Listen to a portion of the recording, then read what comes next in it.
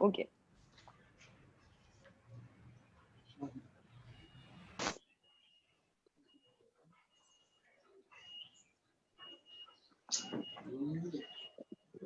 Je vais essayer de faire ça. Top. Bonjour à tous et à toutes. Bienvenue à ce talk organisé par Shine to Lead.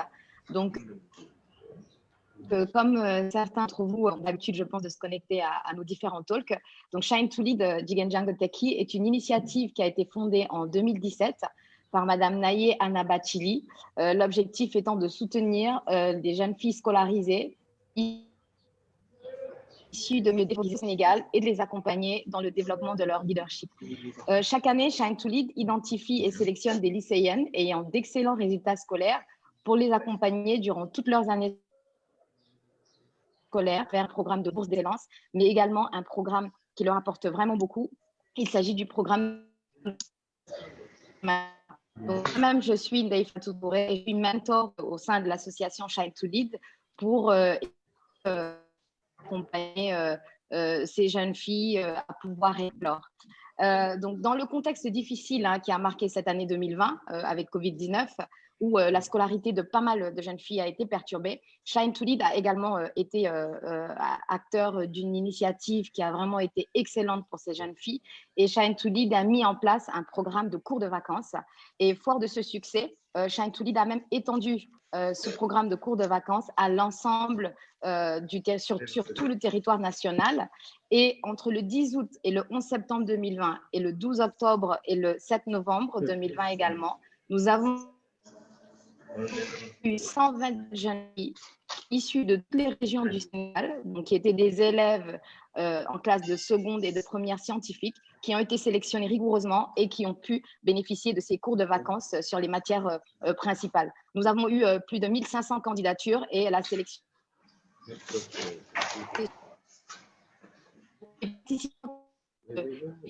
une assistance motivation et de cours de vacances en ligne et de développement de leadership, association Shine to Lead. Je remercie vraiment Shine to Lead pour avoir mis en place cette initiative. Dans la qualité de ce programme qui a été adapté avec le contexte difficile de Covid-19, Shine to Lead a également mis en place des talks. Comme le talk que nous avons aujourd'hui le plaisir de partager avec vous. Le thème du talk d'aujourd'hui concerne la violence basée sur le genre, donc qui est un sujet vraiment essentiel. Car selon UNFPA, la violence basée sur le genre est un grave problème de santé d'envergure internationale qui remet en cause le droit international des droits de l'homme et les principes d'égalité des sexes. Les violences basées sur le genre constituent vraiment une menace pour la paix durable et la dignité humaine. Et au Sénégal, la mobilisation pour dénoncer la recrudescence des violences faites aux femmes est continue. Et on a eu le plaisir, depuis le 10 janvier 2020, de promulguer la loi criminalisant le viol et la pédophilie. Donc, ce qui est vraiment un grand pas. Mais le phénomène persiste toujours et Shine to Lead a estimé qu'il était toujours d'actualité d'évoquer ce sujet-là et de sensibiliser ces jeunes filles qui nous accompagnent à ces différents problèmes qui peuvent avoir un impact sur leur avenir plus tard. Parce qu'en effet, porter atteinte à la dignité et à la liberté des êtres humains, la violence sur le genre peut vraiment avoir des conséquences dramatiques sur l'individu, la famille et la société. Et aujourd'hui, nous avons la chance d'avoir avec nous discuté sur ce sujet et sur ce problème vraiment très, très présent dans notre quotidien et d'envergure internationale, le professeur Amsatou Sow Sidibé. Donc, professeur Amsatou Sow Sidibé a été la première candidate à l'élection présidentielle du Sénégal en 2012. Bonjour, professeur. Est-ce que vous pouvez nous donner quelques éléments de votre biographie si riche? Bonjour mes filles, je vais dire, des jeunes femmes. Alors, professeur. oui, mon cursus est surtout universitaire et dans la société civile. C'est tardivement que je suis entrée en politique Mais la politique que je développe, justement, c'est une politique des droits humains, c'est une politique de la paix, c'est une politique du développement tout court. Professeur d'université, j'ai intégré la faculté des sciences juridiques et politiques en 1980 comme assistante. Mais en même temps, j'étais inscrite à l'université de Paris 2, Panthéon-Sorbonne, où j'ai soutenu ma thèse de doctorat d'État en 1987. Par la suite, j'ai préparé le concours d'agrégation du CAMES et j'ai été la première femme sénégalaise agrégée en sciences juridiques et politiques. Par la suite, j'ai poursuivi jusqu'à devenir donc docteur d'État en droit, professeur agrégé, titulaire de chaire de classe exceptionnelle.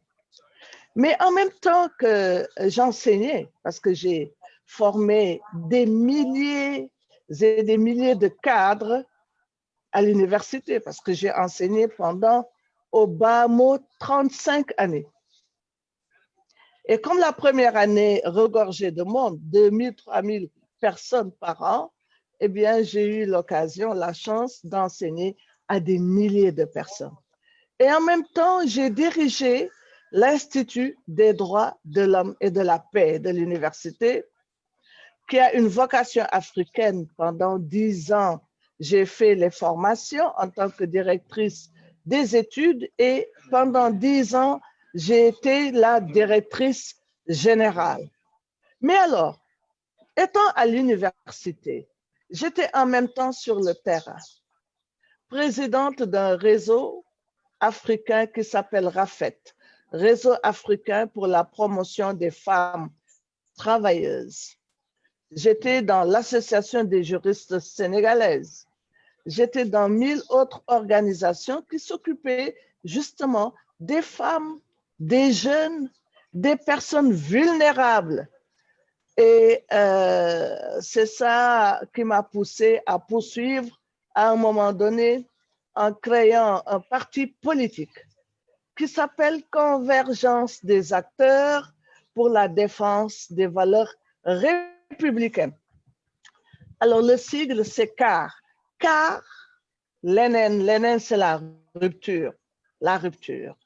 Et j'ai mis en place une troisième voie politique qui n'est ni le pouvoir ni l'opposition, qui est autre chose, les valeurs, le développement, les droits humains, la paix.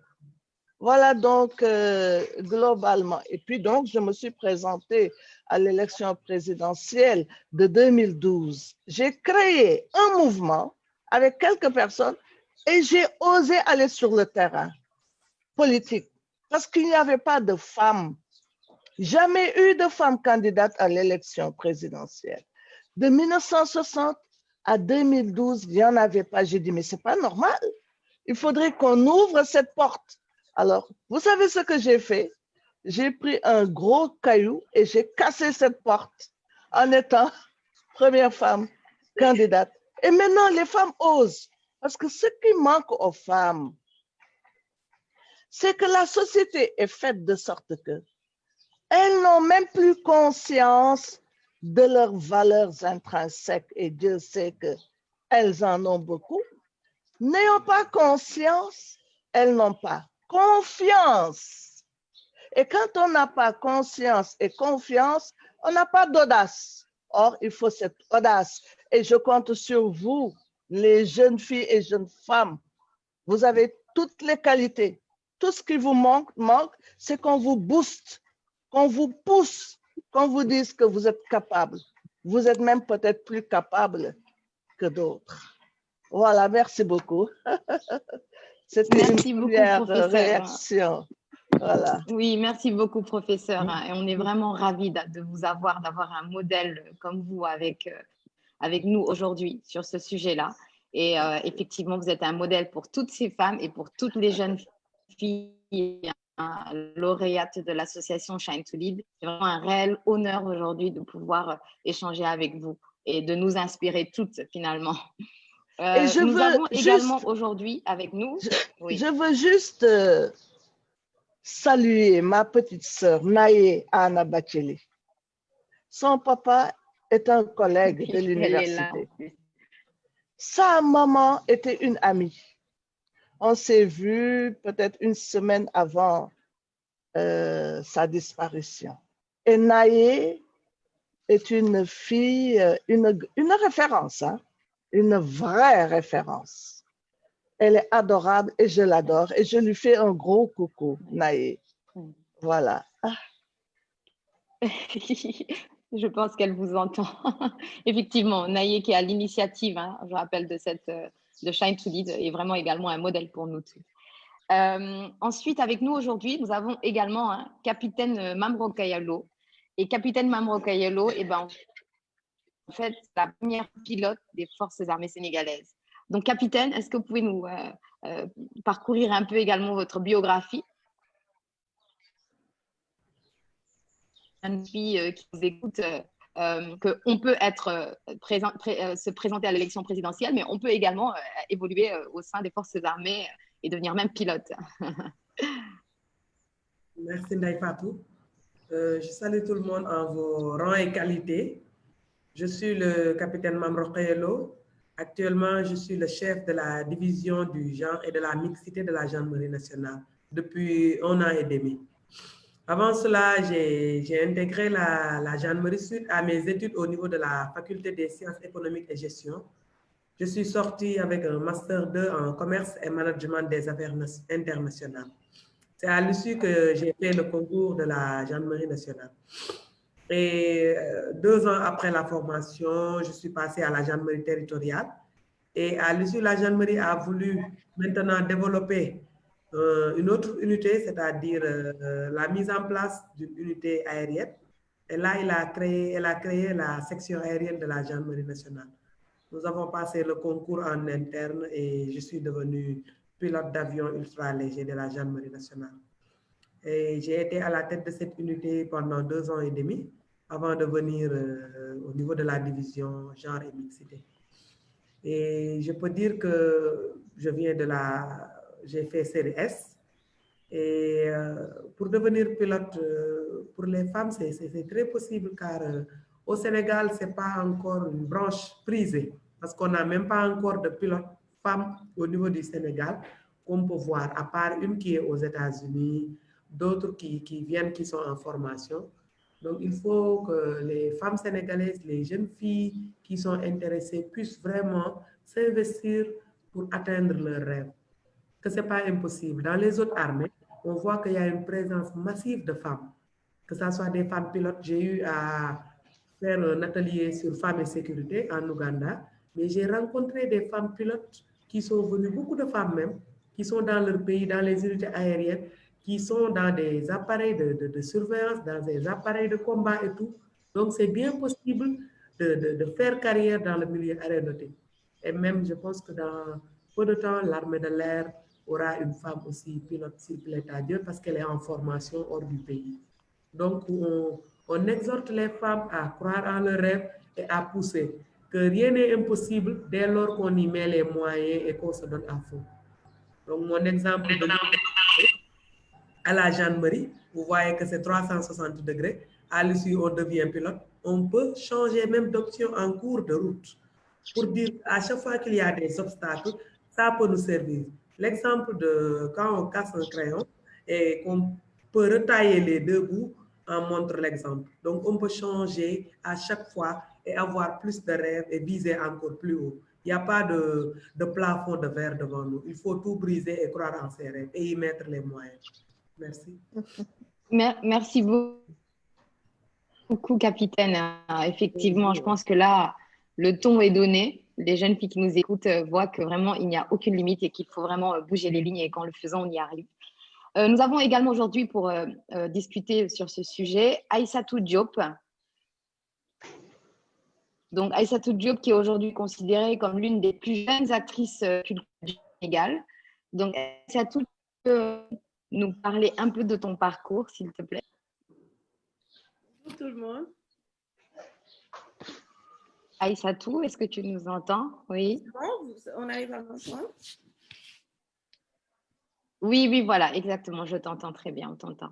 Je suis Aïssatou Diop, j'ai 29 ans.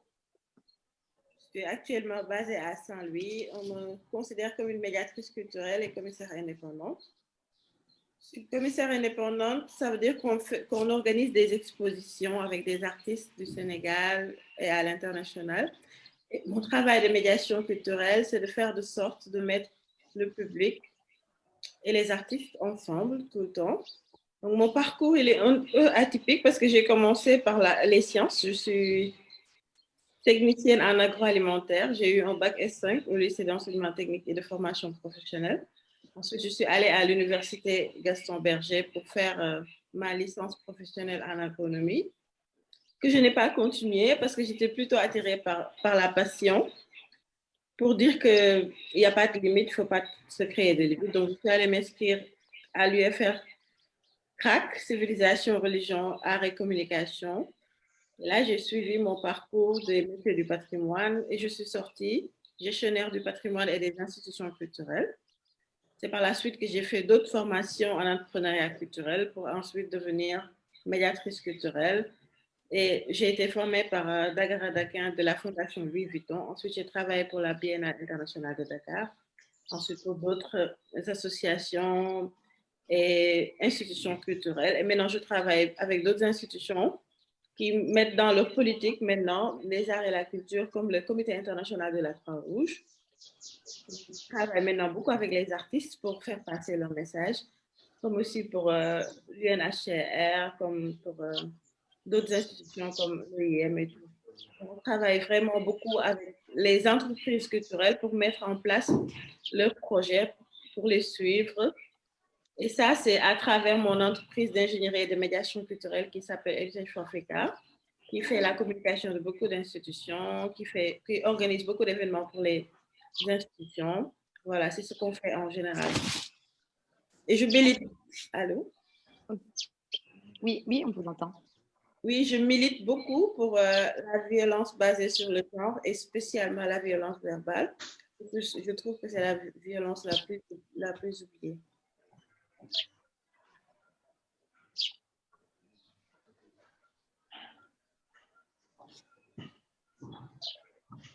Merci beaucoup, Aïssatou. On a également là, vous les jeunes filles qui nous écoutez, un exemple de parcours brillant. Et maintenant, on a également avec nous aujourd'hui Seynabou Diouf. Seynabou Diouf qui est membre actif de l'Association des juristes sénégalais. Donc, Seynabou, est-ce que tu peux nous donner quelques mots rapides pour te présenter? Oui, merci Neifatou, merci. Bonjour à tout le monde. Et je dis bonjour aussi à mon professeur Amsatou Sidibé. C'est un plaisir de me retrouver avec vous et partager ce panel. En même temps, Madame Rokhaya, capitaine, bon, on a une fois partagé une activité à l'AGS. C'était lors de la rencontre africaine au King Fahd Palace. Donc, merci. Moi, je m'appelle Seynabou Diouf. Donc, je suis juriste, j'ai une maîtrise en droit des affaires. Et fraîchement sortie de ma maîtrise, j'ai eu un travail qui n'avait rien à voir avec le droit. Et je me suis dit, tiens, vraiment, c'est pas vraiment, je ne peux pas perdre le droit comme ça. J'ai fait des années à obtenir mon diplôme, donc je ferai tout pour continuer. Donc là, je faisais mon travail tout en faisant des stages dans des cabinets. Je suis passée par des cabinets d'avocats et de notaires. Et après, j'ai adhéré à l'association des juristes sénégalaises. Et là, je suis membre actif jusqu'à présent. Je faisais partie de l'équipe des consultantes. Et c'est comme ça que j'ai eu le goût des droits humains. Et grâce à Dieu et grâce à cette association, je suis aujourd'hui, je peux dire que je suis une spécialiste en droits humains parce que je suis maintenant une formatrice en droits humains. Donc, nous travaillons sur beaucoup de thématiques liées au genre. Et j'ai aussi participé à beaucoup de séances de sensibilisation, des activités de sensibilisation, des causeries, des forums et tout. En même temps, des panels qu'on organise souvent. Donc, c'est ça. Voilà, c'est comme ça que j'ai eu ce virus m'a entré, ce virus du militantisme, et surtout en ce qui concerne les droits humains. Et présentement, je suis coordonnatrice de Petite Droit. Voilà. Merci beaucoup, Seynabou. Et nous aurons également peut-être le plaisir d'être avec moi, M. Tidiane Kassé, qui est un journaliste, parce que le sujet, c'est la violence basée sur le genre, mais nous avons estimé que ce serait aussi intéressant d'avoir un point de vue masculin. Donc, M. Tidiane Kassé va peut-être nous rejoindre tout à l'heure pour échanger avec nous sur le sujet. Donc là, on va peut-être entrer dans le vif du sujet qui nous réunit aujourd'hui, à savoir les violences basées sur le genre. Et donc, professeur, nous, la première question que j'aurais, ce serait aujourd'hui, les violences basées sur le genre, il a été démontré que ça pouvait avoir vraiment des conséquences néfastes sur l'avenir de nos jeunes filles qui aujourd'hui nous écoutent, notamment en impactant grandement leur leadership et leur volonté de pouvoir aller de l'avant. Donc aujourd'hui, vous, avec votre parcours où vous avez vraiment bougé les lignes, qu'est-ce qui, selon vous, quel est le message à passer à ces jeunes filles? Quels sont aujourd'hui les moyens qui sont peut-être mis en œuvre au niveau de notre pays pour pouvoir combattre ces différentes violences et à notre échelle individuelle, nous? Il y a des problèmes techniques. Ah, il y a des problèmes techniques. Allô? Oui. Il y a des problèmes techniques. Vous ne m'entendez pas? De temps en temps, il y a quelques difficultés. Oui, d'accord, oui, là, oui, vous m'entendez? Oui. Tout à fait. Oui, oui, donc je disais, j'aimerais bien avoir votre opinion sur le lien entre les violences basées sur le genre et l'influence au niveau du leadership féminin. Oui, merci beaucoup, Ndeye Fatou. Il y a un lien très étroit entre les violences et la problématique du leadership féminin. Le leadership féminin, c'est l'utilité des femmes, des jeunes femmes. Alors, pourquoi est-ce que la violence basée sur le genre hypothèque le leadership féminin? C'est parce qu'il porte atteinte à l'intégrité physique et morale. Et donc, induit la douleur d'abord, la douleur. La violence basée sur le genre induit aussi la peur. La violence basée sur le genre induit le manque d'estime en soi. Parce que la violence porte atteinte à la dignité de la victime. Le viol, par exemple, une fille ou une femme violée, c'est une fille ou une femme qui sent ce qu'elle a de plus profond touché, qui a honte d'être vue et qui a honte même d'elle-même. Quand elle est seule dans une chambre, elle se dit « j'ai honte parce que ce que j'ai de plus sacré, de plus intime a été touché ». Sans compter que cette violence basée sur le genre hypothèque la santé. Ça agit dans le psychique et sur le corps, parce qu'il y a une relation étroite entre le corps et l'esprit. Alors, ce manque d'estime en soi, cette affection qui touche la dignité, eh bien, ça détruit à la limite le leadership des femmes, parce que ça remet en cause la confiance. On ne peut pas parler de leadership, je le disais tout à l'heure, quand on n'a pas cette confiance en soi. Quand on n'a pas de confiance, on n'a pas d'audace. Or, c'est l'audace qui fait le leadership. Donc, la violence, elle est pernicieuse, elle est presque généralisée, donc constitue une cause fondamentale de, comment je vais le dire, de perte d'estime en soi, qui fait que les femmes ne peuvent pas jouer le rôle fondamentales qu'on exige d'elles dans la société, c'est-à-dire d'avoir conscience, d'avoir confiance et d'avoir de l'audace. Parce que quand on n'a pas confiance, quand on n'a pas conscience, on n'a pas d'audace. Et quand on n'a pas d'audace, on n'avance pas. On fait des choses, mais ce qu'on attendait des femmes, eh bien, on risque de ne pas l'atteindre. Alors, donc, c'est une atteinte aux droits fondamentaux des femmes, parce que c'est une discrimination.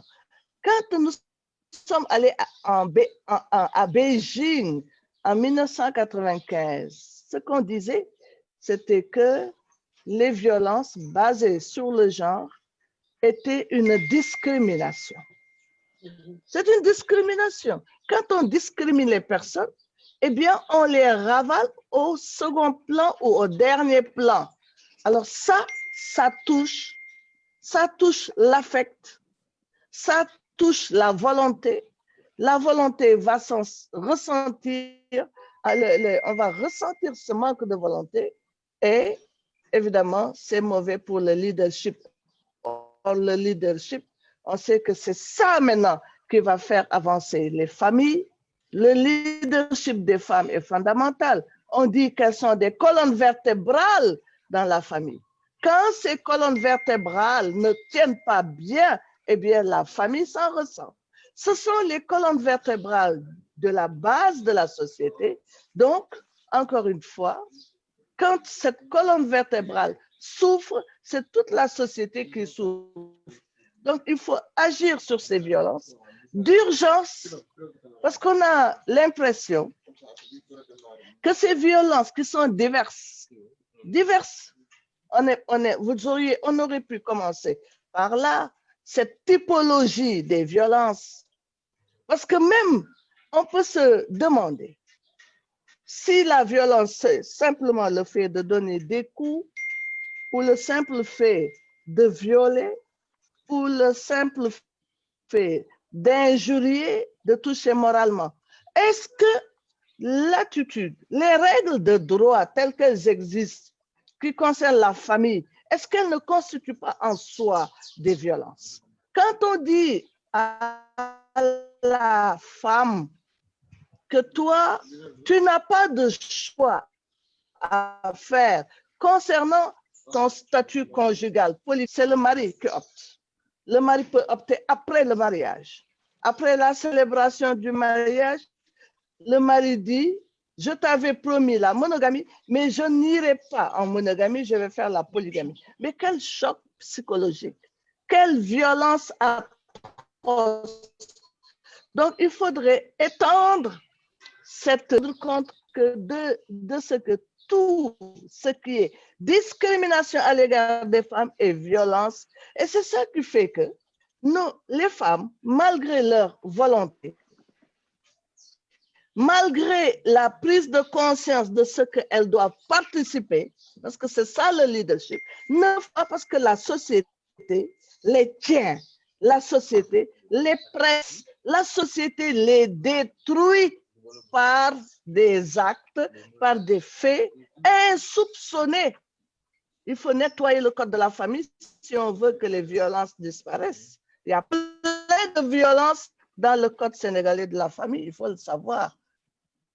Hein? Ce n'est pas seulement, encore une fois, des gifles, ce n'est pas seulement le viol, ce n'est pas seulement les insultes, c'est plus que ça.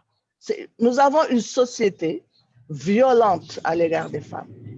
Je ne devrais peut-être pas le dire, mais notre société est fondamentalement violente à l'égard des femmes. Voilà pour le moment ce que je voudrais dire sur cette question. Les Fatou. Oui, et effectivement, merci beaucoup. Oui, merci beaucoup, professeur, parce qu'effectivement, violence sur le genre, on a tendance à peut-être réduire ça à excision, pédophilie, violence conjugale, viol.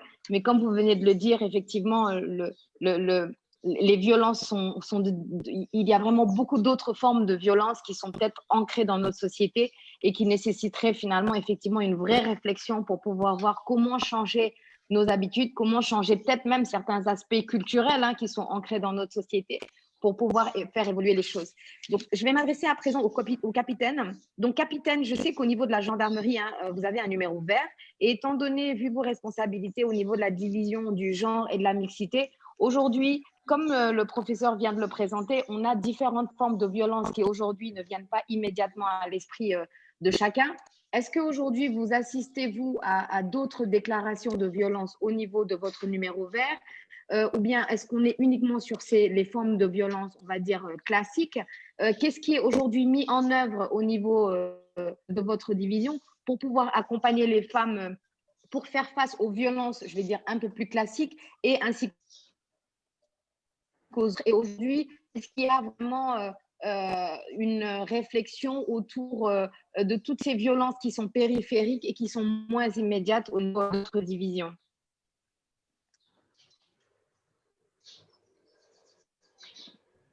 Merci Ndeye Fatou de m'avoir redonné la parole. Pour nous, au sein de la gendarmerie, déjà, nous avons notre numéro vert qui est à noter. C'est le 800 00 20 20. Donc, je pense que maintenant, tout le monde le connaît parce que c'est affiché avec des pancartes et autres pour aider un peu les gens en cas de difficulté, de pouvoir appeler nos unités territoriales qui travaillent 24 heures sur 24. Et il y a toujours des permanences pour en cas de difficulté ou de pouvoir les appeler. Maintenant, pour les types de violences, on peut dire que nous, ce qu'on constate, ce sont les violences verbales des fois. Il y a les violences psychologiques, les violences physiques qui sont la plupart du temps à l'origine des plaintes. Il y a les violences sexuelles aussi qui sont aussi à l'origine de plusieurs plaintes. Et les violences économiques qui sont un peu tues parce que on ne peut pas dire qu'il m'a violenté par des coups, mais qu'il me donne plus de l'argent pour me contraindre à faire des choses ou bien pour pouvoir me contrôler. Donc, au niveau de nos brigades territoriales, on reçoit différents types de plaintes qui concernent surtout les violences physiques, les violences sexuelles et peut-être des fois un peu les violences verbales. Maintenant, il faut savoir qu'au niveau de nos services, nous sommes le premier contact des gens qui viennent pour déposer des plaintes et autres. Donc, c'est très important de pouvoir, dès le début, cerner le problème, c'est quel type de violence et pouvoir faire notre enquête. Ce qui fait que maintenant, la gendarmerie, depuis la création de la division genre, en collaboration avec le ministère de la Femme, de la Famille et du Genre, en collaboration avec le ministère des Forces armées, on organise très souvent des formations pour le personnel. Donc, le personnel est formé, surtout le personnel des unités territoriales, c'est-à-dire les brigades de gendarmerie qui sont en contact avec les éléments, qui sont en contact avec la population. Ces éléments sont formés pour une prise en charge des cas de VBG. Car on se dit que quand on fait des auditions, la manière de prendre l'audition, la manière de se comporter face aux victimes est très déterminante pour la suite à donner. C'est pourquoi maintenant on insiste sur nos éléments pour les former, pour qu'ils puissent accueillir de la façon la plus adéquate et pour faire une procédure de telle sorte que la personne victime va se dire qu'au moins on m'a écouté, au moins on m'a orienté. Et ça, ce premier contact est très déterminant pour la suite de la procédure. C'est pourquoi nous, on insiste au niveau de nos unités pour que l'audition se fasse de façon vraiment procédurale, en respectant les normes, en respectant la condition de la personne et de façon professionnelle. Qu'on puisse vraiment aider les gens qui sont en difficulté et qui viennent dans nos services pour pouvoir élucider les enquêtes. Car si on ne fait pas bien nos auditions, si on ne fait pas de bons procès-verbaux et les déposer au niveau des tribunaux, des fois les victimes se retrouvent avec des cas de doute. On les renvoie, il y a des doutes, on dit qu'il y a des ombres, peut-être on n'a pas assez de preuves.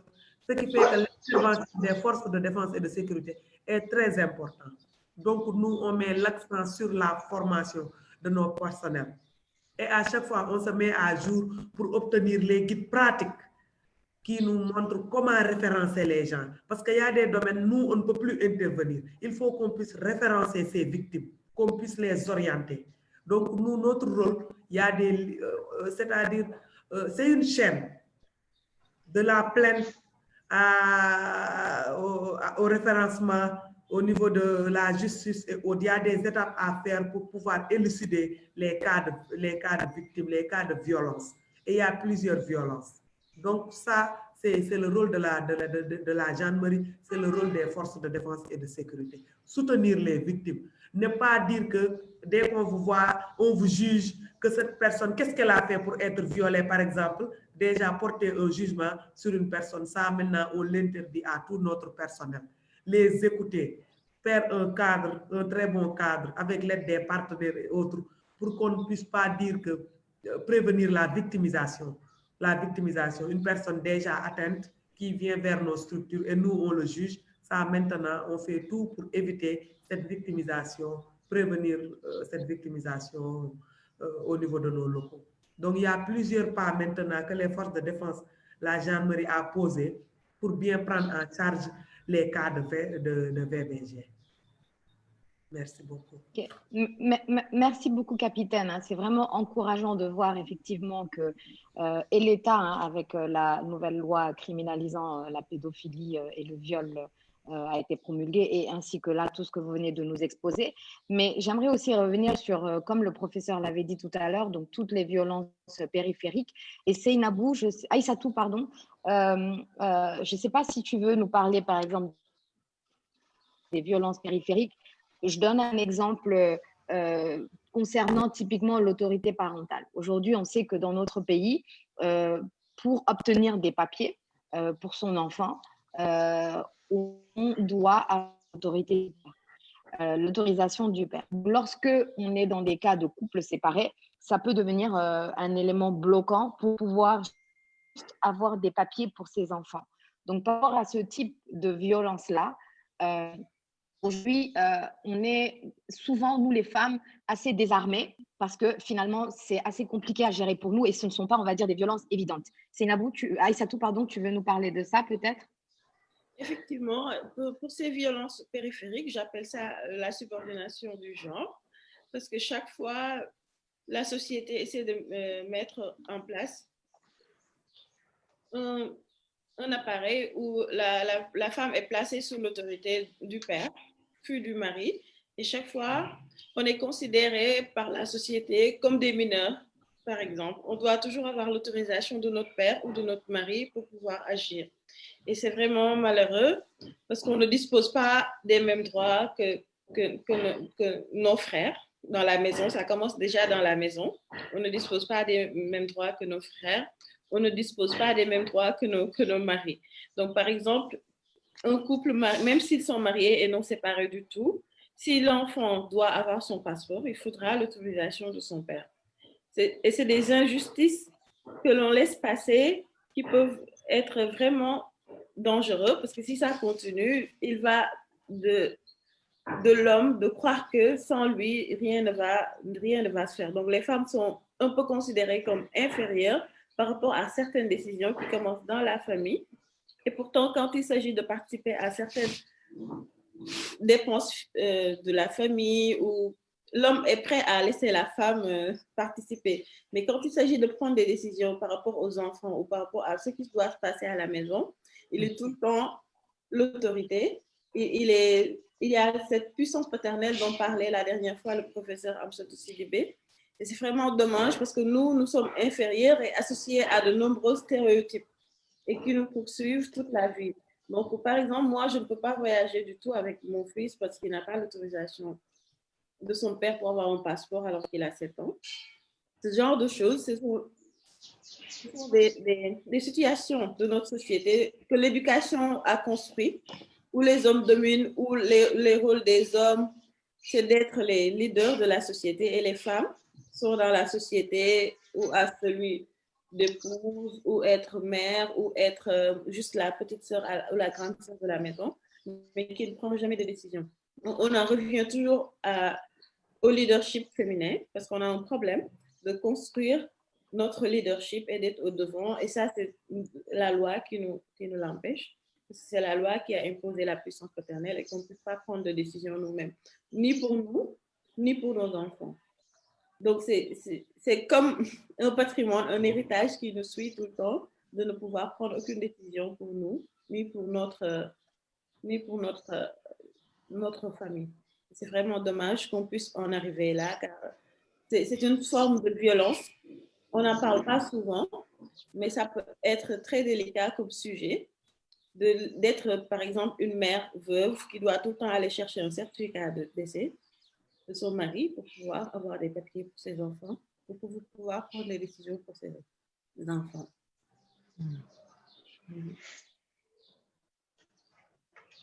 En plus de ça, il y a aussi ce qu'on appelle la violence verbale, une forme de violence qu'on oublie toujours.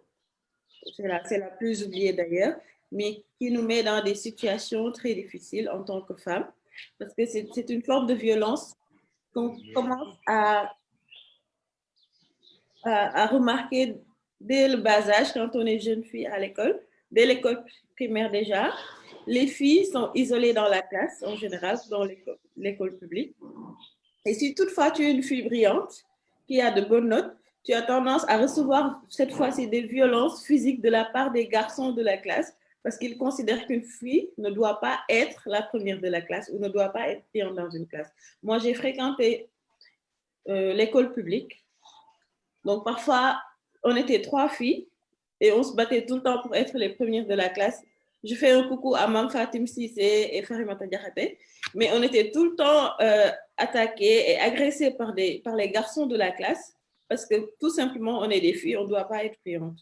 Et ça, c'est une forme de violence qui te suit jusqu'au collège maintenant où tu deviens assez grande, tu peux te défendre, tu n'as pas besoin de quelqu'un pour te défendre. Donc, ils n'osent pas t'attaquer physiquement, mais maintenant, ça devient une violence verbale directement. C'est des explétifs qui te disent que tu ne sers à rien, tu dois aller cuisiner pour ta mère. Les filles s'arrêtent à la classe de CM2, tu ne vas pas réussir, tu auras beau avoir ton BFM, mais tu vas t'arrêter là, tu ne pourras pas aller au lycée. On va bientôt venir te marier à ton cousin, blablabla. Donc, ces formes de violence-là peuvent t'atteindre et que tu prennes la décision tout simplement d'arrêter les études et d'aller faire la cuisine pour ta mère ou d'aller te marier tout simplement parce que tu te dis que tu es une bonne à rien. Finalement, les études, ce n'est pas fait pour toi. Et ça arrive beaucoup à l'école. Parfois, tu te retrouves, tu es en classe avec une fille très brillante. Après, tu la retrouves dans la rue, mariée à un cousin, avec son enfant et tout. Tu lui demandes qu'est-ce qui se passe. Elle te dit que je préfère laisser les études. Donc ça, c'est des formes de violence. On n'en parle pas beaucoup, mais c'est très, très, très, très important d'en parler tout le temps parce que c'est oublié. Mais il faut dire que toutes les violences commencent en général par une violence verbale. Même la violence physique, c'est des menaces qui commencent après. Ensuite, on te frappe et ensuite, on peut même te tuer. Donc, c'est important d'en parler, de revenir sur ce sujet tout le temps, surtout pour les jeunes filles, qu'elles puissent avoir l'audace de prendre leurs décisions quant à leur carrière professionnelle, qu'elles commencent à prendre la décision à partir de maintenant. Je parle des Shine to Lead qui sont avec nous, qu'elles puissent prendre leurs décisions maintenant. Si elles ont envie de devenir pilote, tout à l'heure, quand on parlait des pilotes de l'Ouganda, moi j'en ai rencontré beaucoup au Zimbabwe. Il y a beaucoup de femmes pilotes, effectivement, dans la zone de l'Afrique de l'Est, mais qui prennent la décision très tôt et qui vont faire des études pour ça. Donc, il faut que nous, à partir de notre jeune âge, quand on se construit, en tant que fille d'abord, pour tracer notre avenir et ensuite aller vers ça et puis voilà, nous retrouver avec ce qu'on voulait être. Par exemple, je dis que je veux être comme professeur Amsatou Sidibé. Je fais tout pour l'être. Personne ne va venir arrêter mon chemin vers ça. Donc, c'est important d'en parler tout le temps parce que c'est une forme de violence qui peut... Même les professeurs parfois sont à l'origine de ça. Les professeurs peuvent te dire que voilà, une fille n'est pas faite pour être scientifique. Donc, va faire la série L. Tu pourras être une bonne enseignante à l'école primaire. C'est très bien. En général, les femmes, c'est ce qu'elles font. Tu laisses les hommes aller faire la CVS. Ils sont bons pour ça. C'est eux qui doivent être les policiers. C'est eux qui doivent être les gendarmes. C'est eux qui doivent être les militaires. Les femmes, en général, doivent se limiter au travail de femmes. Vraiment pour dire que la société nous a même créé des formes de travaux. Genre que le travail de secrétaire, c'est pour la femme. Le travail d'assistante, c'est pour la femme. Donc, toi, tu dois faire autre chose. Tu dois aller te mettre à côté de ton mari, de tes enfants et tout. Et c'est vraiment des situations qui viennent à croire qu'elles sont idiotes un peu. Oui, effectivement, Aïssa, le drame, on va dire, de ces violences-là, c'est d'inhiber vraiment les capacités, d'inhiber, comme le professeur l'a dit, parce que de tout ce qui est violence physique, ne pas communiquer de tout. Donc, la conséquence, les gens, finalement, sentir brimés de ne pas oser, on va dire, des lignes. Et donc, c'est pour ça que c'est important, c'est par Shine to Lead, qui sont adressés aux jeunes filles pour que dès maintenant, elles prennent conscience en fait de l'existence de ce type de violence-là et que dès à présent, en étant conscientes que ça existe et qu'elles puissent dès à présent, on va dire, bloquer les conséquences éventuelles en se disant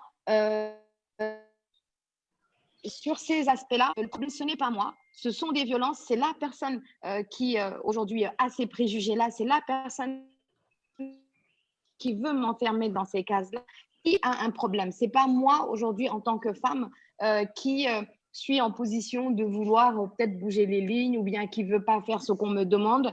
Le problème vient vraiment de ces cases dans lesquelles on souhaite m'enfermer. Et ça me permet aujourd'hui là de demander justement à Seynabou, qui est au niveau des bureaux, des boutiques de droit.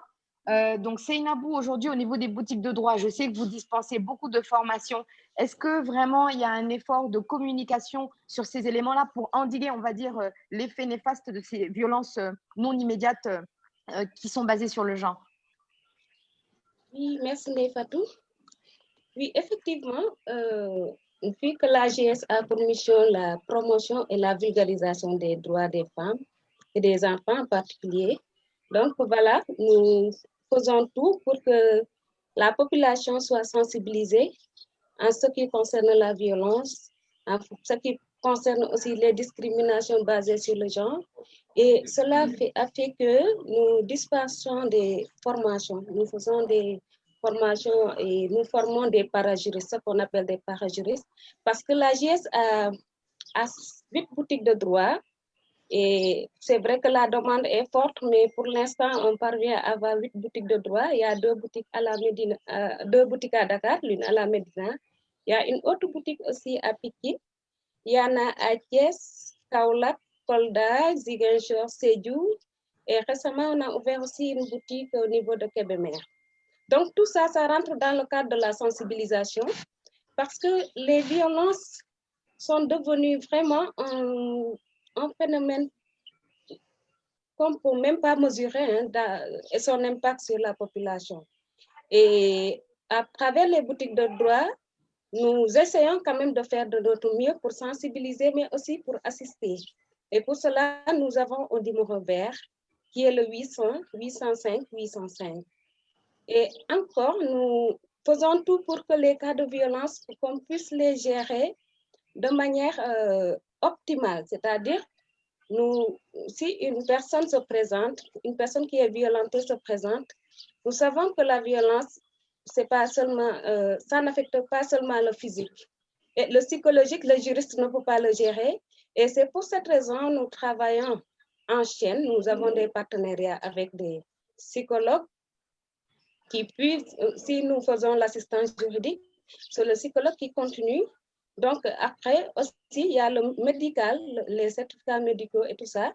Nous assistons les victimes, nous les payons, tout ça pour qu'ils puissent quand même avoir l'assistance nécessaire et que cette violence ne puisse pas vraiment les affecter, surtout au niveau psychologique, parce qu'une personne qui est violentée, peut-être la violence peut cesser, mais la répercussion est très grave.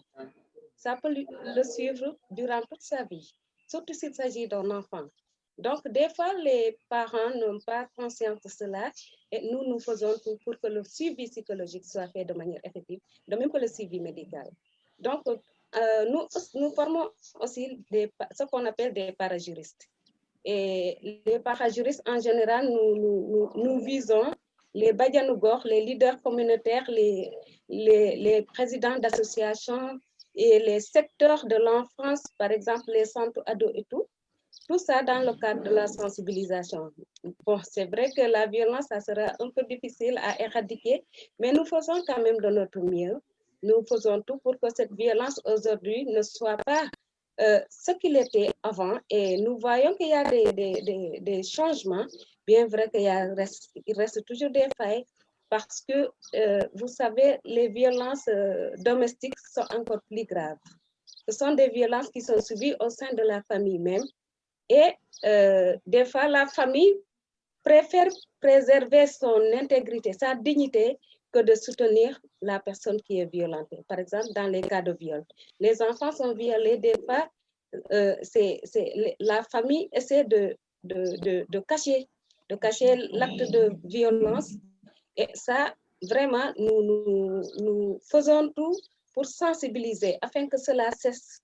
Il y a les incestes dans les familles. Il y a beaucoup de choses qui se passent dans les familles et qui est mis en sourdine, que personne ne sache, parce que la société sénégalaise tient plus de l'importance à l'apparence, que la famille apparaît comme une famille parfaite, et il y a des choses qui se cachent derrière.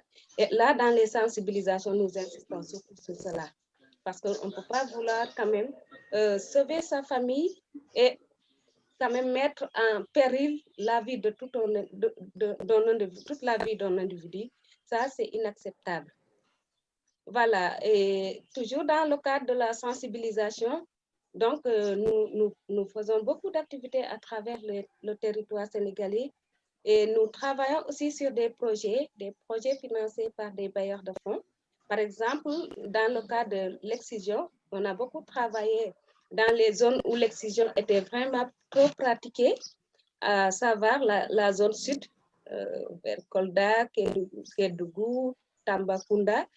Et donc, voilà, nous avons eu à vraiment éradiquer ce phénomène-là, parce que finalement, il y avait plus de dénonciations. Les gens commencent à dénoncer ces genres d'actes de mutilation génitale féminine.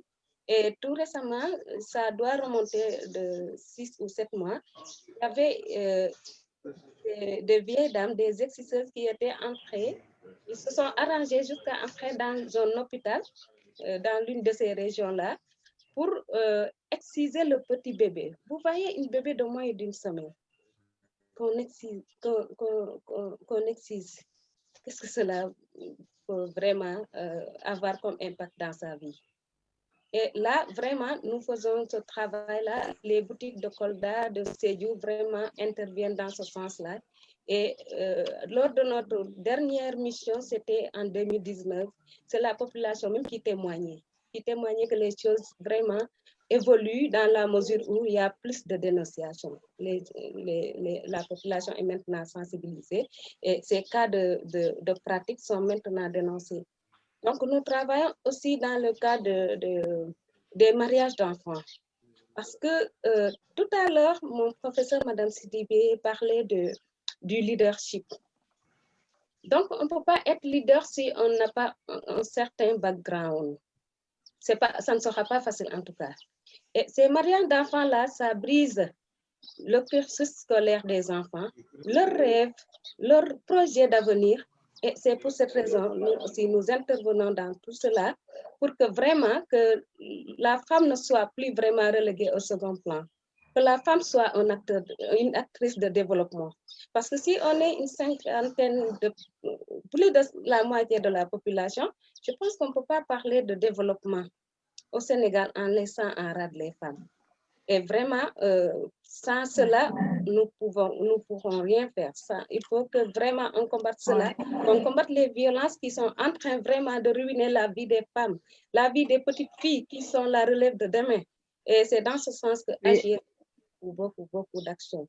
Donc, je voudrais... Oui, effectivement, vous avez vraiment raison de dire que là, aujourd'hui, les femmes sont l'avenir. Et avant de devenir une femme, on a du coup les jeunes filles qu'il faut sensibiliser dès maintenant et les accompagner. Donc, c'est ce que Shine to Lead fait. Et donc là, aujourd'hui, avec nous, nous avons également des lauréates au niveau de Shine to Lead qui ont également des questions à vous poser parce que l'objectif de ces talks, en fait, qui sont organisés, c'est vraiment pour elles. Donc, j'ai Aïssatou Sylla, donc là, le premier S1, qui a une question pour le professeur.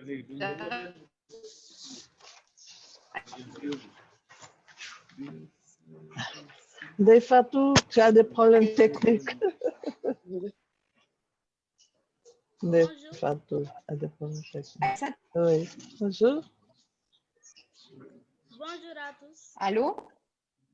Oui. Oui. Bonjour Aïssatou. Donc présente-toi et pose ta question. Bonjour Aïssatou, lauréate. Et elle a voulu intervenir du coup sur ce sujet-là. Et donc Aïssatou, tu as la parole. Bonjour à tous. Je me nomme Aïssatou Sylla. Bonjour Aïssatou. Oui, vous m'entendez? Oui, on t'entend parfaitement. Bonjour. Je me nomme Aïssatou Sylla. J'ai 17 ans. Je vais la classe de premier S1 au lycée Manuel Badian de Pikine. Ma question est la suivante. Comment lutter efficacement contre les violences basées sur le genre en milieu scolaire? Merci beaucoup Aïssatou. Professeur? Oui. Comme vous le dites, hein, vu qu'on doit se battre dès le départ pour éviter les conséquences négatives. Donc, du coup, comment est-ce qu'on fait pour ces violences-là en milieu scolaire, nos jeunes filles? Aïssatou, je te félicite et je t'encourage. Hein? Alors, elle a parlé du milieu scolaire. Il y a des choses à faire dans le milieu scolaire, mais il y a beaucoup à faire d'abord dans la famille. Parce que c'est d'abord une question d'éducation. L'État doit intervenir, les familles doivent intervenir, la société civile doit intervenir. Mais d'abord, les familles elles-mêmes doivent voir leur capacité renforcée. Les familles elles-mêmes, il faut, excusez-moi d'utiliser le mot éduquer, mais il faut d'abord éduquer les familles. Il faut éduquer le père, il faut éduquer la mère pour qu'ils sachent d'abord que dans la famille, on ne doit pas voir de violence, mais leur expliquer aussi qu'ils doivent éduquer leur progéniture, leurs enfants, dans le sens de la paix et de la non-violence, et dans le sens de plus d'égalité, de moins d'injustice.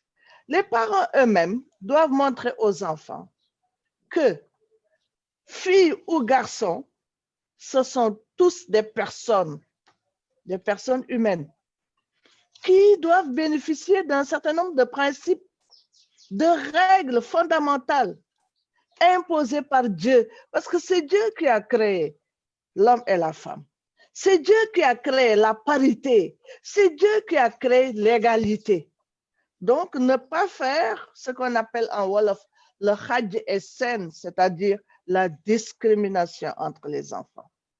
Moi, je vais vous dire, donner mon exemple. Mon père me disait toujours, Amsatou, travaille. Il ne voyait pas de différence entre les garçons et les filles. Il disait que les filles devaient réussir comme les garçons et les garçons devaient réussir comme les filles, n'est-ce pas? Donc, il y a cette éducation dans la famille qui doit montrer que ici, tout le monde est pareil. On ne doit pas s'occuper des uns et abandonner les autres. Dire que l'éducation qui est fondamentale, c'est pour les garçons et non pour les filles. Dire que les filles doivent être enfermées dans des cuisines ou à la maison et ne pas aller s'occuper de choses également très importantes dehors. Donc, c'est d'abord dans la famille. Quand les parents savent que la discrimination est mauvaise, quand les parents savent que la violence est mauvaise, c'est déjà extrêmement important. Ensuite, dans le milieu scolaire, parce que c'est toujours une question d'éducation. L'État doit veiller à ce qu'il y ait dans les curricula des formations sur la non-violence. D'ailleurs, sur les droits humains de manière générale. Dans les écoles, on doit apprendre aux élèves que les droits humains, ce sont des droits inhérents à la personne, parce que c'est une personne humaine, elle a droit à une protection de son corps, de son esprit, on doit s'occuper de sa santé, on doit laisser la personne participer, etc., etc. Donc, ça doit être dans tous les curricula au niveau scolaire. On doit apprendre ça à l'école.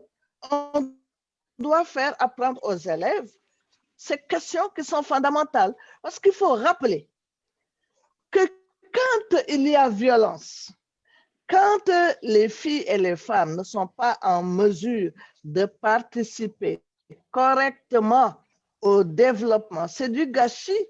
Du gâchis, c'est une perte pour les familles, une perte pour toute la société, une perte pour le pays et le monde entier. C'est du gâchis parce que les filles et les femmes, c'est plus de la moitié de la population. Quand c'est plus de la moitié de la population est affectée, ne peut pas réagir normalement, ne peut pas participer positivement, quelle perte? C'est une perte. Voilà pourquoi il faut qu'il y ait une bataille acharnée autour de ces questions de discrimination qui sont des violences et autour des violences tout court. Alors, moi, je voudrais ajouter et en finir par rapport à cette question sur ça. Il s'agit d'intégrer, d'introduire dans notre société la culture des droits des filles et des femmes. On manque cette culture. On n'a pas cette culture qu'il faut reconnaître que les filles et les femmes sont des personnes normales et qu'elles ont des droits qu'il faut respecter. Ça doit être dans la tête de chacun. Il faut une forte sensibilisation et les maîtres, les maîtresses dans les écoles ont un devoir fondamental dans ça. Et voilà pourquoi aussi il faut faire une enquête de personnalité avant qu'on ne prenne un enseignant dans une structure scolaire ou autre. Il faut ça, analyse de la personnalité, savoir cette personne qui va enseigner à nos enfants, si c'est une personne qui est imbue d'une culture. Et cette culture, c'est d'abord la culture des droits. Quand on a la culture des droits, on sait que l'enfant a un droit à l'éducation, on y veille. Droit à la santé, on y veille. Droit à la non-violence, parce qu'il y a même des enseignants qui violentent leurs élèves. Donc, cette culture, cette enquête de personnalité, il faut des gens bien encadrés qui puissent enseigner à nos enfants et à nos petits-enfants. Il faut renforcer leurs capacités, il faut leur faire ces formations dont parlait tout à l'heure mon étudiante, c'est Seynabou, je pense, n'est-ce pas? Seynabou. Voilà, merci beaucoup. Oui, c'est Seynabou. Oui. Voilà. Oui. Merci vraiment beaucoup, hein, professeur. Vous avez parfaitement raison parce qu'effectivement, hein, il est nécessaire qu'on essaye de changer en fait toutes ces mentalités-là et l'un des qui tient vraiment à cœur à l'initiative Shine to Lead, c'est vraiment d'aider toutes ces jeunes filles à se défaire, on va dire, de ces états sociaux qui des fois peuvent avoir des conséquences sur leur leadership, leur capacité à s'ouvrir. On a à présent Assietou Sek, qui est en terminale S2, qui a également une question. Assietou, tu nous entends? Bonjour. Oui. Bonjour. Bonjour Assietou. Bonjour, donc présente-toi et pose ta question à qui tu veux. Ok, Bonjour. merci de m'avoir donné la parole. Je m'appelle Assietou Sek, élève en classe de terminale S2 au lycée de Thiaroye. Il paraît que vous avez déjà presque répondu à mes questions.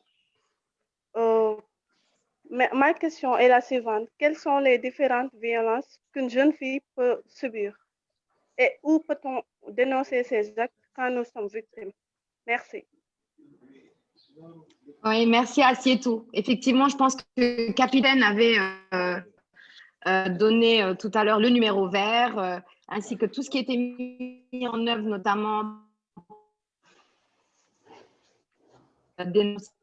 Mais aujourd'hui, pour ces jeunes filles, capitaine, aujourd'hui, si on a une jeune fille qui est au niveau d'une classe et qui a, comme ce qu'on a expliqué tout à l'heure, des préjugés masculins qui la poussent à penser qu'il ne faut pas qu'elle soit dans les classes scientifiques ou bien d'autres formes de violence. Aujourd'hui, les jeunes filles qui nous écoutent, qu'elles peuvent se diriger ces actes-là?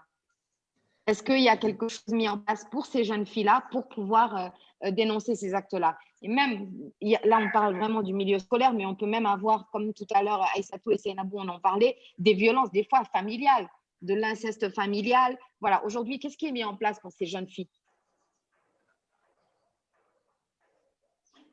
Merci Ndeye Fatou de m'avoir redonné la parole. Et comme vous l'avez si bien dit en introduction, j'avais répondu un peu à la question et je la félicite et je l'encourage parce que moi aussi, j'ai eu un bac série S2. Donc, concernant les VBG, comme vous dites, il y a différents types, je les avais déjà cités en haut, et ça peut se passer dans différentes, comment dire, dans différents lieux. C'est-à-dire, ça se fait dans des sphères, on peut dire, familiales, conjugales, professionnelles, institutionnelles. Donc, ce n'est pas seulement dans un cadre donné que se passent les violences basées sur le genre. Autre chose à souligner, on peut dire que les VBG concernent en majorité les femmes, mais les hommes également en sont victimes des fois. Il ne faut pas oublier que quand on parle de genre, on parle d'hommes et de femmes. Et des fois, il n'y a pas seulement que les femmes qui sont victimes de VBG, mais il y a aussi certains hommes.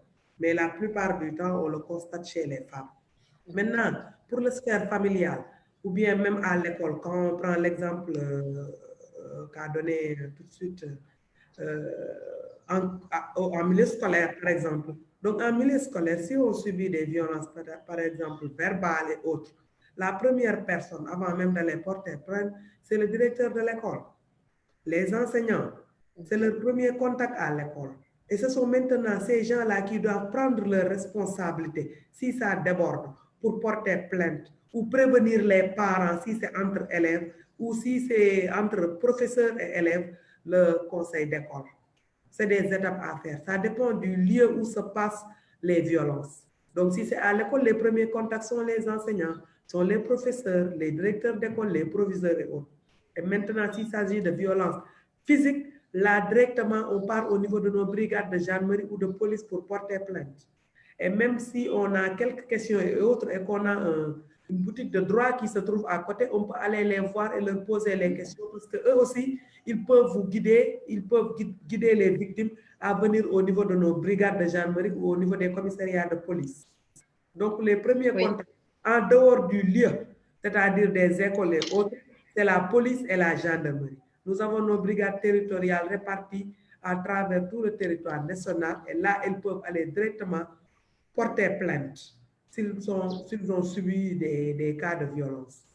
Oui, merci beaucoup, capitaine. Effectivement, Assietou, je pense qu'il y a des choses qui sont mises en place, mais il y a aussi, je pense, souvent nos jeunes filles avec notre société où c'est difficile, on va dire, de s'exprimer librement.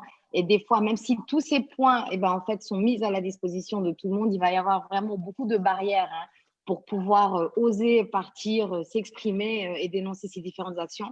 Bon, pour les lauréats de Shine to Lead, j'espère qu'avec chacune de vos mentors, parce que je pense que c'était un des points d'honneur vraiment de l'initiative, avec vos mentors, vous avez en plus pour monter ce type d'informations. On a une dernière question de Fatou Bintou Djahate. Fatou Bintou, est-ce que tu nous entends? Oui, bonjour Fatou Bintou. Bonjour Fatou Bintou. Oui, présente-toi et pose ta question à qui tu veux. Je m'appelle Fatou Bintou Djahate, je suis en terminale S2. Donc, ma question est que quel conseil pour ne pas être atteinte psychologiquement par les VBG? Ah, ok, c'est une question vraiment très, très importante, parce qu'effectivement, je pense que tout le combat doit être comment faire pour qu'on ne soit pas atteint. Oui. Tout à l'heure, j'allais poser la question à nos Shine to Lead pour savoir s'il y a des assistantes sociales ou des assistants sociaux dans les écoles où elles sont, parce que parfois c'est important, puisque quand on parlait de pouvoir aller contacter directement la gendarmerie ou les forces de l'ordre, on a mis en avant le fait que si c'est une violence physique, d'aller voir directement les forces de l'ordre, mais si c'est une violence verbale ou psychique ou autre chose, d'en parler au conseil scolaire et tout. Et c'est important parfois de passer par les assistants ou assistantes sociales sociaux pour parler de ça d'abord, parce qu'ils ont le verbe, elles ont le verbe, elles peuvent ou ils peuvent conseiller ces élèves-là de savoir comment se comporter et comment faire face à ces formes de violence-là. Et je me demande s'il y en a dans les écoles ici au Sénégal, quand on a un problème, de pouvoir aller voir notre assistant ou notre assistante sociale pour lui parler de notre problème, que notre professeur nous a dit ceci ou cela, ou que notre collègue ou quelqu'un nous a dit ceci ou cela. Et je me demande bien s'il y en a ici au Sénégal dans les écoles. Les filles, pour répondre à la question de Tata Aïssatou, comment c'est organisé au niveau de vos écoles?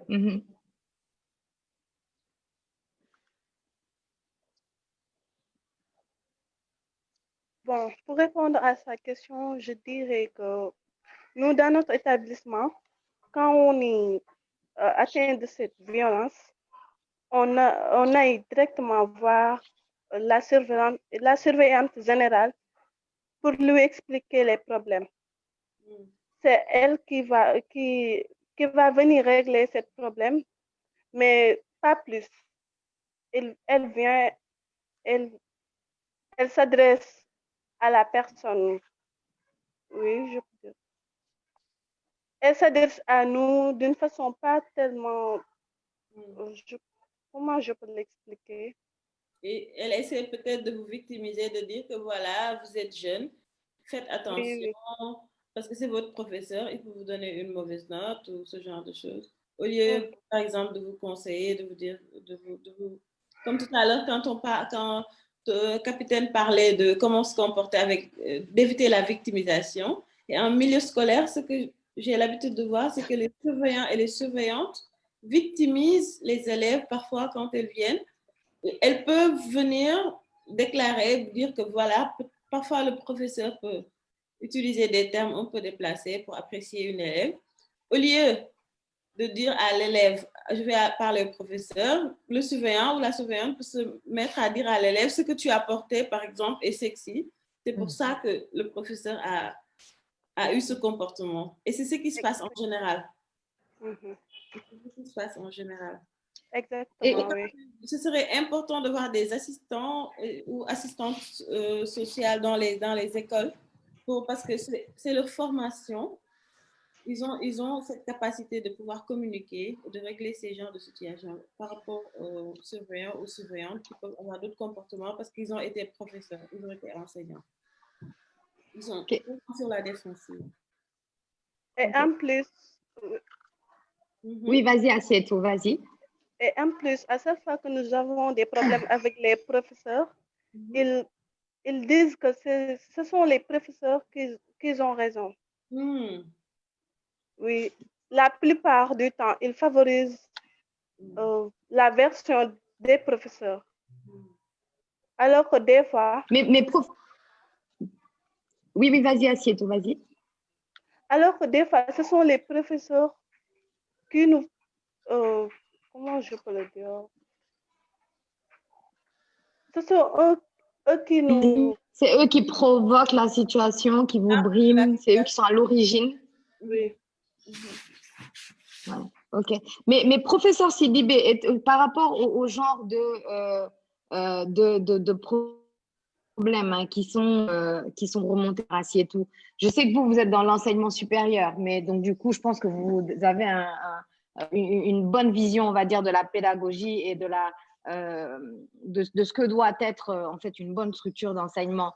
Qu'est-ce que vous pensez de ce que Assietou vient de remonter? Qu'est-ce qu'on devrait mettre en œuvre? Parce que je sais que bon, on attend le rôle de l'État, comme vous dites, qui essaye de faire des entretiens à ces différents enseignants. Qu'est-ce qui est possible aujourd'hui de pouvoir faire pour ces jeunes filles-là qui sont confrontées à ça dans leur quotidien, avec votre expérience et votre connaissance profonde de la pédagogie et du système d'enseignement? Alors, je veux dire que ce que Aïssatou Seck vient de dire est très profond. Dès l'abord, tout à l'heure, j'ai parlé d'enquête de personnalité.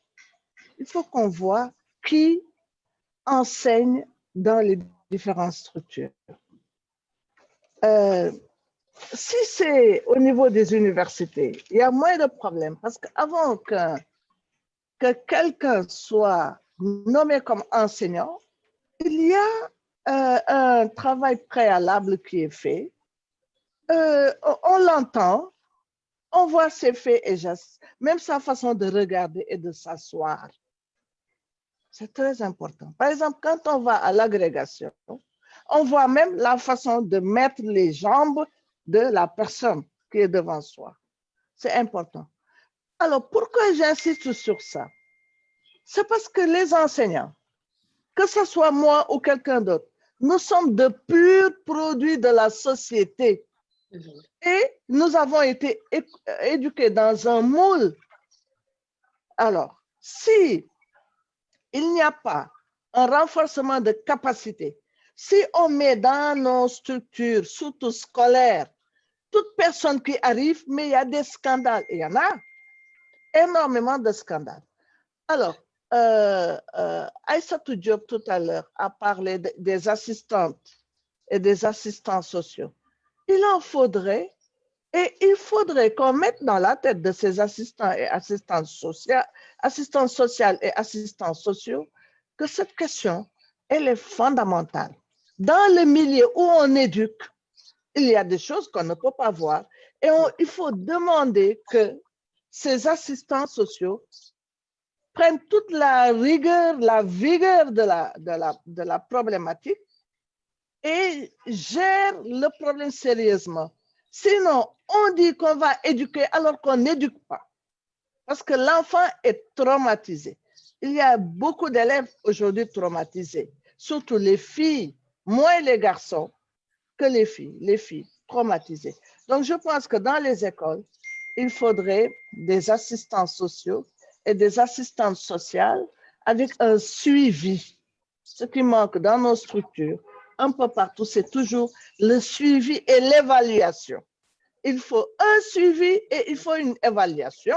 Il faudrait des structures externes aux écoles qui puissent suivre l'activité de l'assistance sociale et il faut une évaluation de cette activité-là.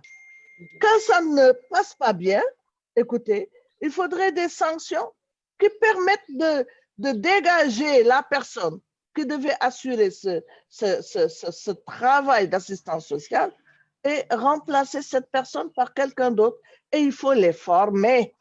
La formation, encore la formation, toujours la formation. Les assistants sociaux qui sortent de l'école doivent subir des stages de formation pour davantage renforcer leurs capacités et leur faire comprendre qu'on a besoin de résultats. Je crois que ça, c'est fondamental parce qu'encore une fois, c'est valable même pour les juges et pour tous les autres. De purs produits de la société avec un manque de culture, je reviens à ça. Le manque de culture des droits des filles et des garçons. Donc, on insiste sur ça. Alors, nous avons l'Institut des droits de l'homme et de la paix de l'université. Je ne sais pas si Seynabou a fait cet institut. C'est cet institut maintenant qui inculque l'idée des droits humains au niveau des ONG, au niveau des structures de manière générale, au niveau des forces de défense et de sécurité, parce que je vais les titiller un peu, en dehors du capitaine, Mme Rokhaya, qui connaît cette question. Les forces de défense et de sécurité, pour beaucoup, comme les juges, sont de purs produits de la société. C'est ça qui fait que quand vous saisissez la justice sur les droits des femmes, sur les violences, les peines qui sont prononcées par le juge sont minimes. Et au niveau des polices et des gendarmeries, tout le monde n'a pas conscience de la gravité des violences faites aux femmes et aux filles. Et c'est ça qui fait que, bon, facilement, le dossier est classé quelque part. Alors que, comme le disait le commissaire Sanou Diouf, il faut créer dans les structures des forces de défense et de sécurité, je pense que le capitaine est dedans, il faut carrément des sections qui ne s'occupent que de ça. Nous, à l'époque, nous nous étions battus pour que les femmes intègrent justement la gendarmerie. Ah oui, oui, oui, la gendarmerie, la police, l'armée. Il y en avait dans les sections de santé, c'est vrai.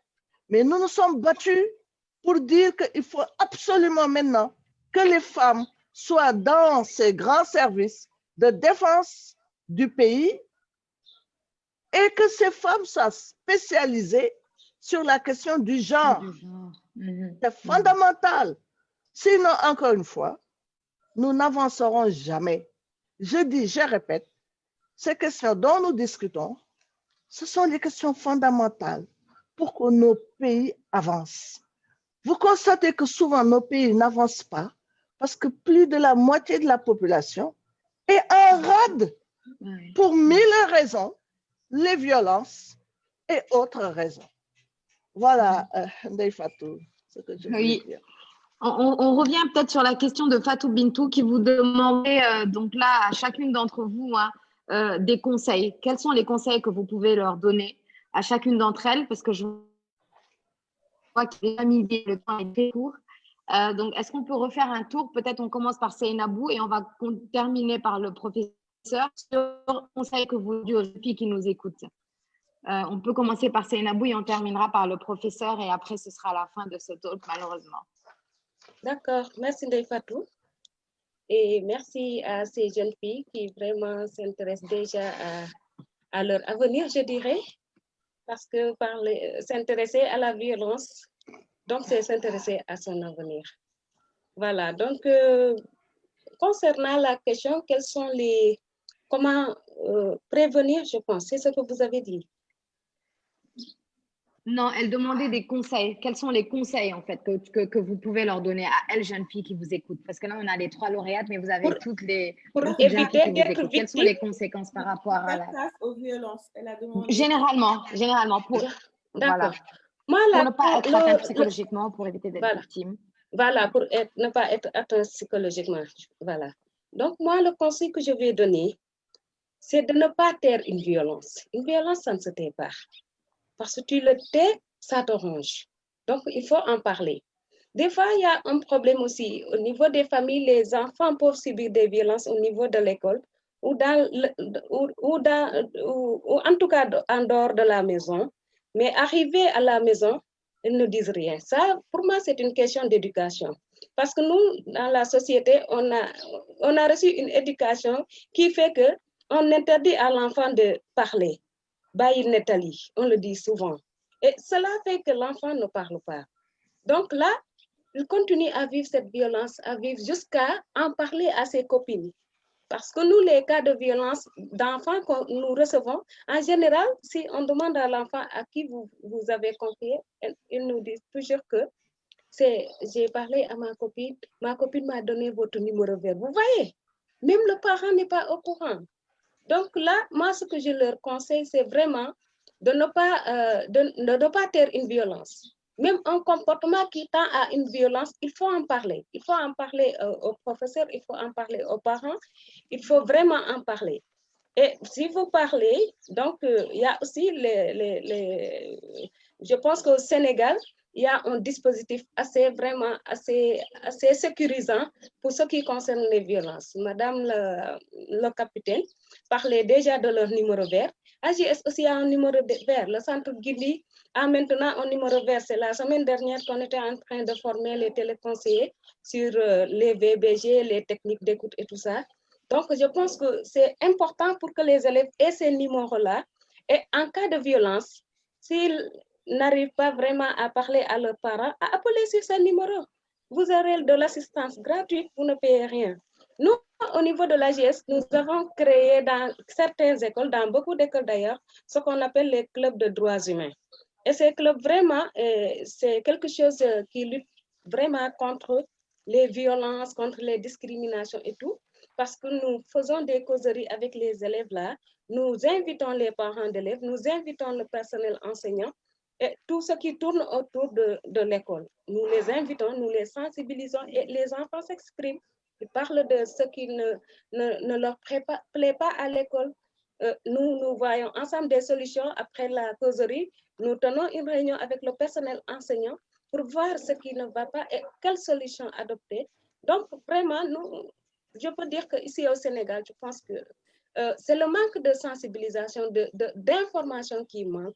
Mais quant au suivi, comment dirais-je, quant prise en charge des violences, je pense qu'on a déjà quelque chose de très important, des centres, des numéros verts, des structures vraiment qui interviennent. Maintenant, je pense que c'est la sensibilisation. Et là, on n'arrête jamais de le faire. Donc, vous, les filles, si vous êtes victime de violence, vous avez vu une copine, un enfant qui est victime de violence, n'hésitez pas à donner le numéro vert. Donnez le numéro vert que vous connaissez. Il y a le 116 du centre Guindi, il y a le numéro que le capitaine a donné. Il y a aussi notre numéro, le 800 805 805. Et là, on vous assiste gratuitement. Oui, donc les filles, Tata Seynabou dit de ne pas se taire. Il faut que vous remontiez tout. Premier conseil de Tata Seynabou. Donc, Aïssatou, est-ce que tu as un conseil pour nos jeunes filles? Sachent qu'elles ne doivent pas vraiment à faire, comme l'a dit Seynabou, et surtout s'organiser. Parce que c'est important, le soutien entre filles, de pouvoir s'organiser, de ne pas être dans leur bloc, de petits blocs, mais de faire un blocus, entre elles, de s'organiser. Ce n'est pas pour rien que Shine to Lead existe, qu'on essaie de les booster, mais c'est à leur tour de créer un blocus pour pouvoir se défendre en tant que filles et créer un réseau dans les écoles. Parler de ça, parce que si on en parle ici et puis que tout le monde s'en va, il n'y aura pas de sens vraiment. Mais s'il y a cette continuité au niveau des écoles, avec leurs camarades qui n'ont pas pu assister à cette conférence, à ce débat, à cette discussion, de pouvoir être relais de tout ce qu'on était en train de dire et de continuer cette campagne, cette communication autour des VBG, de leur dire qu'il ne faut pas s'arrêter, qu'il faut oser dénoncer, qu'il faut oser en parler, il faut oser militer. Je crois que ça ira plus loin dans ce sens. Que si elles se taisent et qu'elles disent que voilà, nous avons assisté à un débat avec capitaine Mam Rokaya, avec professeur Amsatou Sidibé, mais qu'il n'y ait pas de suite. Je trouve que l'importance, c'est de trouver une suite logique à tout ce qu'on est en train de dire, c'est que ces jeunes filles soient porteuses de cette campagne de VBG, qu'elles puissent aller en parler à leurs frères, parce que c'est important que les hommes et les garçons sachent, à leur maman, à leur papa, à tout leur entourage, à l'école. Voilà. D'accord, ok, merci beaucoup. Donc là, les filles, vous avez un autre conseil qui vous conseille de rester unis. Voilà, de ne surtout pas s'isoler. Donc de communiquer, de ne pas taire et de rester unis, parce qu'en groupe, on peut vraiment réaliser de grandes choses. Capitaine, un conseil pour les filles? Merci Ndeye Fatou. Je dirais que les deux participantes qui m'ont précédé ont presque tout dit, parce que ne pas se taire, ça c'est le conseil qu'on donnera à toutes nos jeunes, que ce soit filles ou garçons, s'unir en réseau, parce que comme on dit, lu kenn mën ñaara ko dàq. Donc, plus on est soudé, plus on est en groupe, plus on discute, plus on trouve des solutions. Donc, ce que je peux ajouter, c'est qu'elle ait confiance en elle. Qu'elle ait confiance en elle, qu'elle ne doute pas d'eux. Même si on les violente des fois, des fois, elles se disent que peut-être c'est notre faute. C'est nous qui avons créé cette situation. Non, non. Ne jamais se dire que c'est notre faute. Ne jamais se dire que c'est notre faute. C'est mon conseil. Merci. Merci beaucoup. Donc, je récapitule. On ne se tait pas, on communique, on reste unis pour continuer à se battre ensemble contre ça. Et on ne se victimise pas, on ne se dit pas que c'est de ma faute, on est plutôt dans l'action. Et là, maintenant, on va terminer ce talk avec le professeur. Quels sont les conseils que vous avez à donner à nos jeunes filles qui vous écoutent aujourd'hui sur ce sujet-là et comment est-ce qu'elles pourront faire, elles aussi, pour un jour continuer à évoluer, à ne plus se mettre de limites et vraiment apporter haut le flambeau de toutes ces femmes pour que notre pays se développe encore plus vite. Merci beaucoup, merci de m'avoir permis de participer à ce débat de haut niveau et d'une importance capitale. Ce que je voudrais faire comme suggestion, c'est d'abord de s'adresser aux familles. C'est les familles d'abord. Quand l'enfant naît, il est en famille. Avant de naître, il est en famille dans le ventre de sa mère. Quand il naît, avant d'aller à l'école, il a une société qui l'encadre, qui l'entoure. C'est là que ça doit commencer.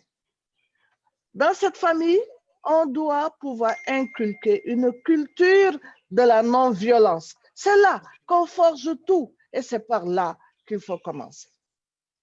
Ensuite, je m'adresse à l'État. Vous savez, les États ont signé des chartes, des conventions. Et quand l'État signe une convention, il s'engage. Or, les chartes mettent la responsabilité de la prise en charge des personnes sur le dos de l'État. C'est l'État qui est le principal responsable.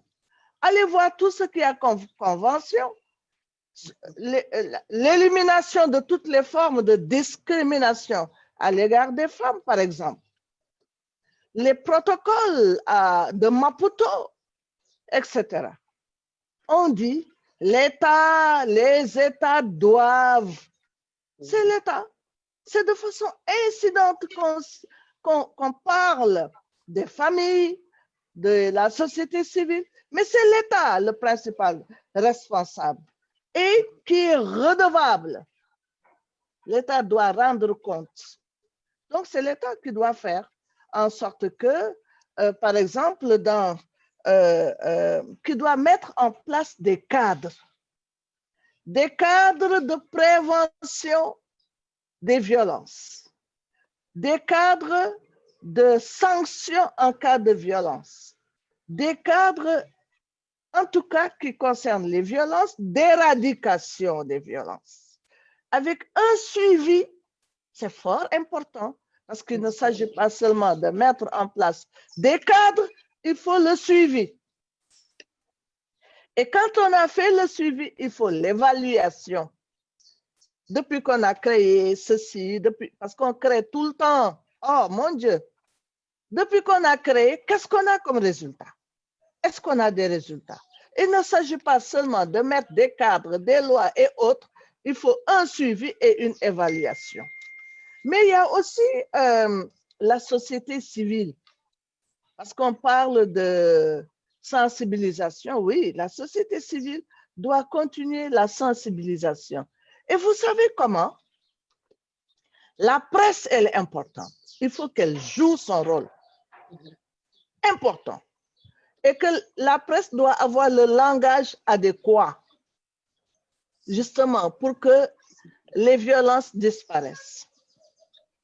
Donc, mais je veux dire que la société civile, quand elle sensibilise, c'est vrai, elle peut agir de façon générale, mais il serait bon que la société civile aille vers les communautés.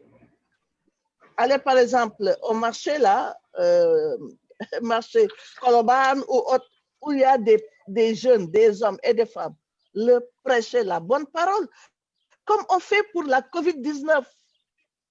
Comme on fait pour la COVID-19, pour mettre quelque chose dans l'oreille des gens, il faut aller vers les communautés. Alors, les jeunes filles, vous savez ce que je vous demande de faire?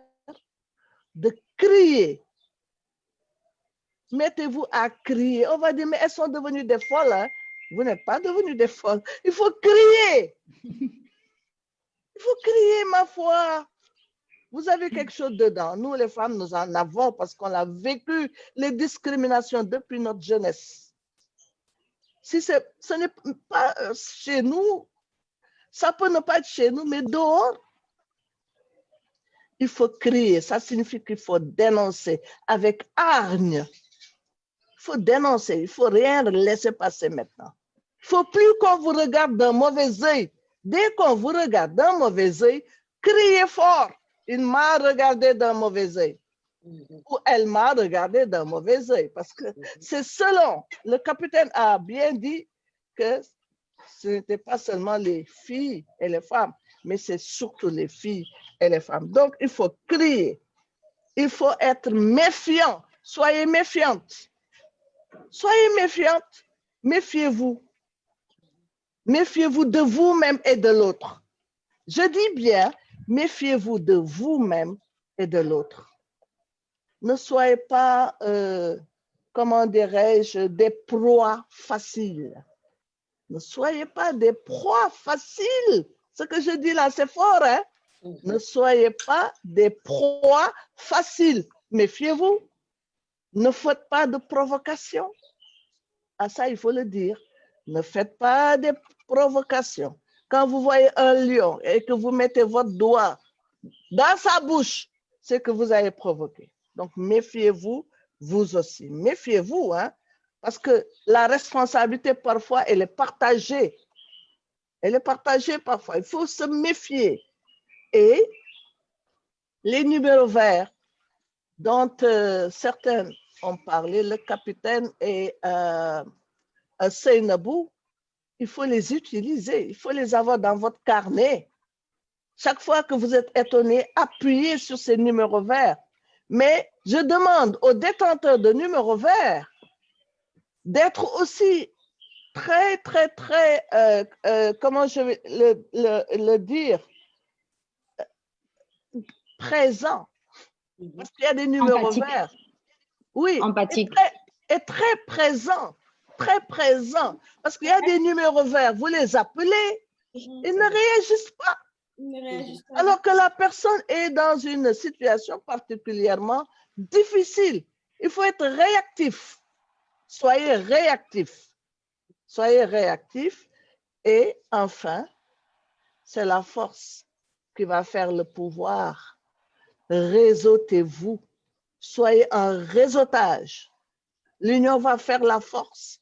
Je crois que ça, justement, et je voudrais féliciter Naé, Anna Bachili pour cette belle initiative. C'est une occasion d'un réseautage fondamental, hein, qui puisse dire halte aux discriminations, enfin, dont souffrent les femmes, halte aux violences dont souffrent les femmes. Donc, voilà ce que je voulais dire. Et encore une fois, c'était un énorme plaisir pour moi. Un énorme plaisir. Il ne faut pas que j'oublie dans mes remerciements, ah là là, oh là là, la jeune fille qui m'a, oh là là, comment elle s'appelle encore? Qui m'envoie mille messages. Clara? Clara, bonjour Clara, oui.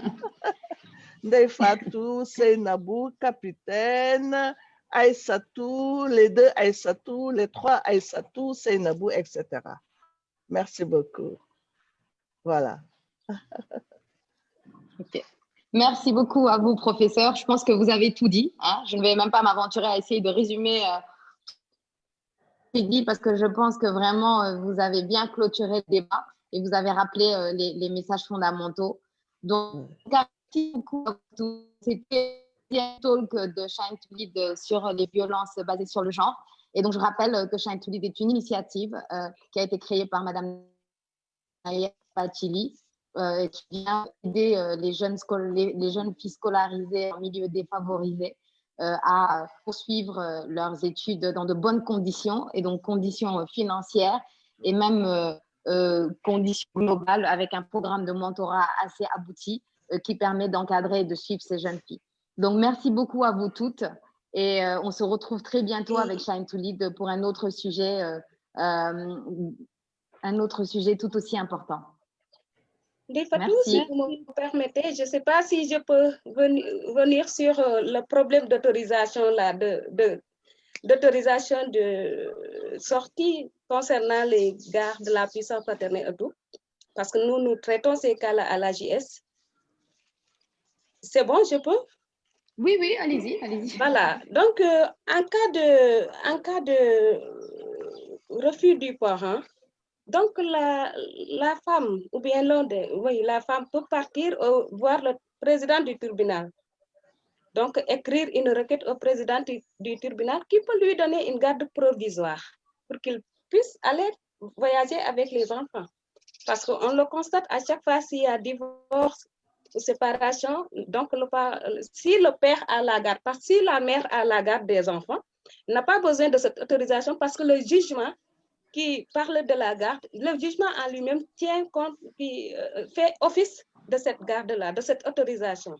Donc, elle a la garde. Mais si c'est le papa qui a la garde et qu'elle refuse, la maman peut partir au tribunal et le tribunal va lui délivrer une ordonnance de garde provisoire. Concernant les passeports aussi, il y a ce qu'on appelle une ordonnance d'assistance éducative que le tribunal peut donner à la femme afin qu'elle puisse faire ces actions-là. Voilà, c'est ce que je voulais éclaircir parce que c'est quelque chose qui vraiment fatigue les femmes à chaque fois qu'elles veulent voyager, chercher des passeports et tout, mais il y a toujours une solution. Voilà. D'accord. Merci beaucoup, Seynabou. Donc, encore merci beaucoup à vous toutes. Et désolé pour le retard, on a débordé. C'était prévu 1h30, mais je pense qu'on aurait pu parler de ce sujet encore des heures et des heures durant.